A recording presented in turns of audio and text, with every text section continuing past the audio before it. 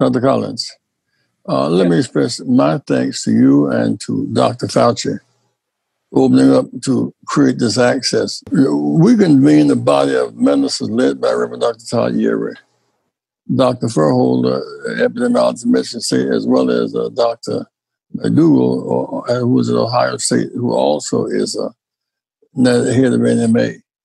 And I think that the answer is some people with the same scientific qualifications don't have access to the scientific community. So I think that we really want to thank you for respectfully accepting the scientific abilities of these Black and brown doctors. We got Black doctor, brown, Native American, the whole range. So Dr. McDougall, you're in charge. You're the man.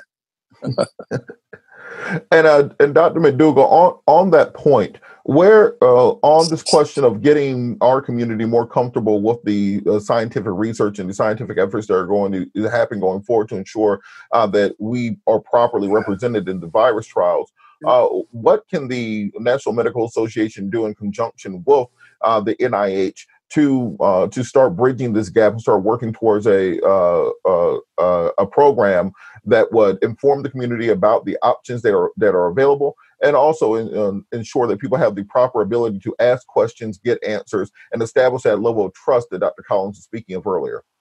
Yes, a very good question. So the National Medical Association, we're engaged with Project Impact, and the goal of that is to increase diversity of researchers to help increase the diversity of people volunteering to participate in the trial. So that's something we're actually having a session with the Congressional Black Caucus in a couple of weeks, speaking to that very same issue in regards to diversity in clinical trials. So very important issue, something we're more than happy to continue to build relationships with the National Institutes of Health. Those things I mentioned earlier, though, speak more to the community and being able to come to the community and say, well, these things are being remedied, and we know that they may have even been cause of further mistrust. Well, Dr. McDougall, I can certainly do a better job of trying to get the word out about this RADx for underserved populations. You mentioned that. And I can speak to Dr. Redfield, the director of the CDC, and convey to him your concerns about the failure to have more visible notice on the CDC website about the importance of identifying people who may be infected from high-risk groups, as well as this big concern about where'd the data go and why is it not going to CDC anymore? That's been quite an uproar indeed. And I will pass that along. Unfortunately, I don't have the ability to tell CDC what to do, but I can suggest. Thank you. All right, Dr. Collins, I'm going to go to one of the questions from our participants.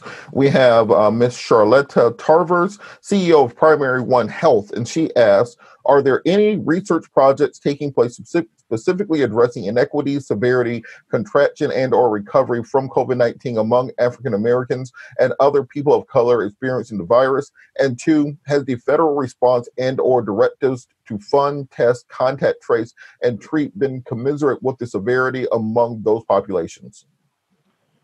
So we are right now in the process of putting together a program to try to see what are the long-term consequences of COVID-19 for survivors, because I think we had underappreciated until recently that this is not necessarily an illness where you just get sick and then you get better and everything's fine. It seems as if a lot of people have a long tail to the course there, what you might call the long haulers, who may be quite ill for quite some time. We need to understand that and figure out how to help those people. And in fact, as we set up those particular trials to sort of follow a cohort, that is going to represent the people who've had the heaviest impact. And a lot of those there will be from health disparity populations. In terms of, are we doing a good job right now of tracking in minority populations? We talked about that a little earlier. I would say probably not. And again, I'm hoping that this effort to try to get diagnostic testing more widely available to the highest risk groups, because that's been missing, is going to provide something that can be of some help. And that's what we're trying to do through this RADx UP program. This, this question is for all of the panelists, Dr. Verholden, Dr. McDougall, and Dr. Collins. It's from Shuristi Pandi, and says there's nothing to panic about except for the conspiracy theories being bandied about online. What is being done to change the mindset of the anti-vaxxers, the conspiracy theorists, the people who are putting out the misinformation? Because those are the people who have extended this already, fighting against mask mandates, fighting against social distancing, fighting against literally everything. How can we change those people's minds when it comes to dealing with the vaccine? I can speak to that. Or Please do. So again, just this past week, the National Medical Association, in collaboration with the Congressional Black Caucus Foundation, convened a panel of experts speaking to vaccine safety. And as many of us know, there are a number of conspiracies out there concerning the safety of vaccines and clinical trials. So we brought some of the top African-American experts to speak to that issue, and that is going to be released in September. Also, what's being proposed as an alternative in some communities is the use of alpha interferon. So we had Dr. Dow Hewlett speak to that, and there are some ongoing trials using alpha interferon in combination with other therapeutics for treatment of COVID-19. So that is one of the ways we're trying to convene trusted messenger experts to speak to these issues.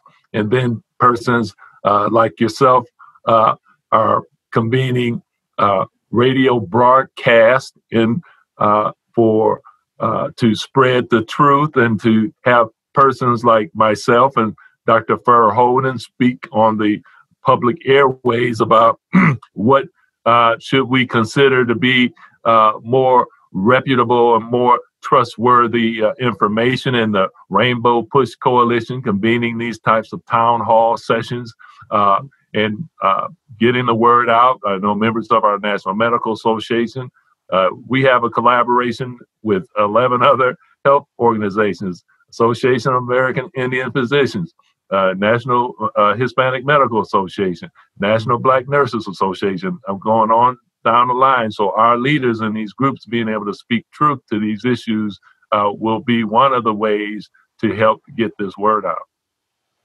Do you think the resistance to vaccines that I see in some polls as high as 50% of African Americans is deeply rooted? Or do you think that is like, well, I haven't heard enough now to tell me I'd want to do this, but maybe once you actually have some data to show me about safety and efficacy, I might reconsider? How deep does the resistance go? So very good question. So as you are aware, about a year ago, there was a study done in Oakland, California, looking at the compliance of health care maintenance recommendations when given by an African-American doctor to a Black male patient. And flu shots, colonoscopies, all those things were adopted at a much higher level because there's that conversation.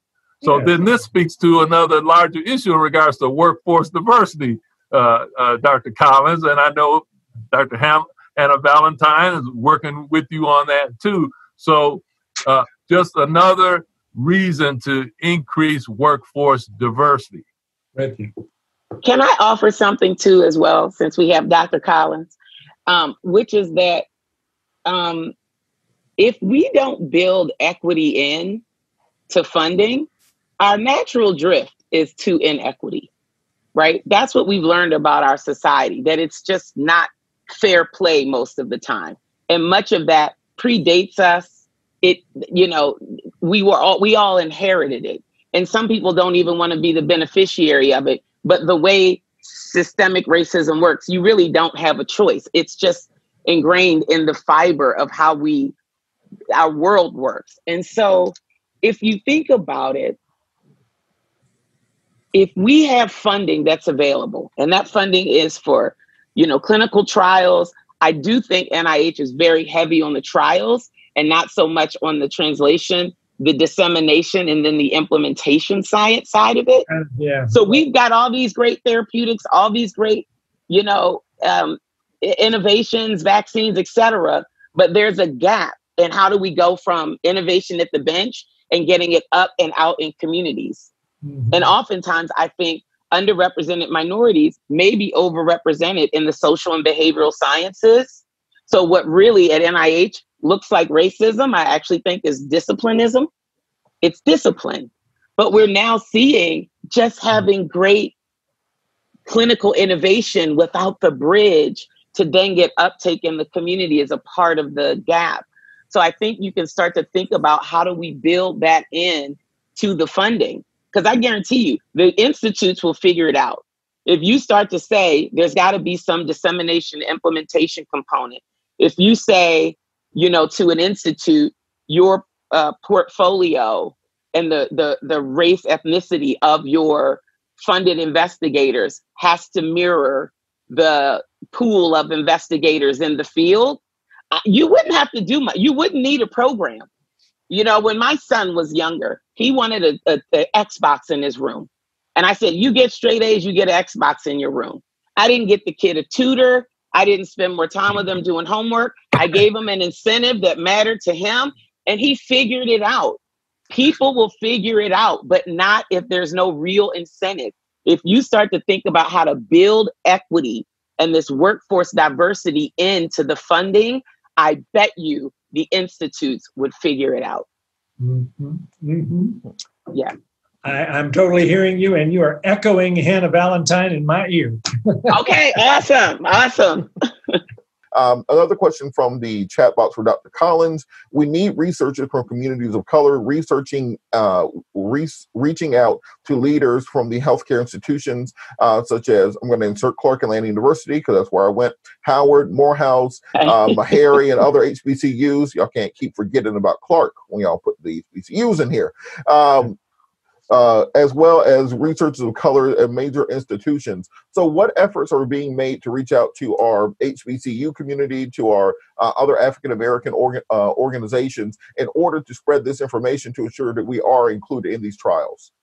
So it's a great question, and we are working hard at that. I put together at NIH this group co-led by Gary Gibbons and Eliseo Perez-Stable, who have now involved leaders of multiple institutes. And one of our major outreaches is to the HBCUs to try to see, is there a way that we can link up with their abilities to reach out to the community? They got a lot of great ideas, a lot of great people.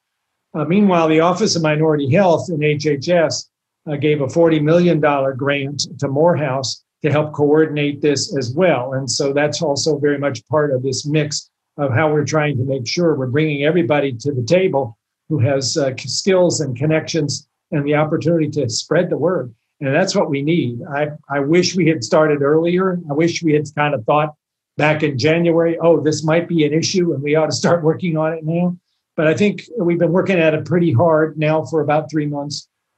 And we don't have a lot of time, though, because these trials for the vaccines are underway right now. And if we don't end up with a diverse set of people enrolled in them, I'm worried about what they will do as far as really telling us what we need to know and convincing people that they should have confidence in the results. All right. Another, not question, but a comment. Dr. Verhoeven, you are our hero for speaking out on our communities. Thank you so much. We have about 7 minutes left. I want to give each of you an opportunity to make a closing. I know because you are doctors and medical, I'm going to give you a little bit more time. So if you could close up in about 2 minutes, first Dr. Verhoeven, then Dr. McDougall, and then Dr. Collins to close us out. And we'll have some final statements with regards to what we're doing next in this effort. Yeah, sure. So again, thank you, Dr. Collins and Dr. McDougall and Attorney Patillo for organizing this. I just reiterate, I think the solutions that are available to us to really engage African Americans, Latinx communities, Native American communities in this, we just have to bring that same will, that same might, that same determination, that same it shall be to level in the playing field. And I really do believe, and I know it might seem like, well, Dr. Verholden, how do we do that right now?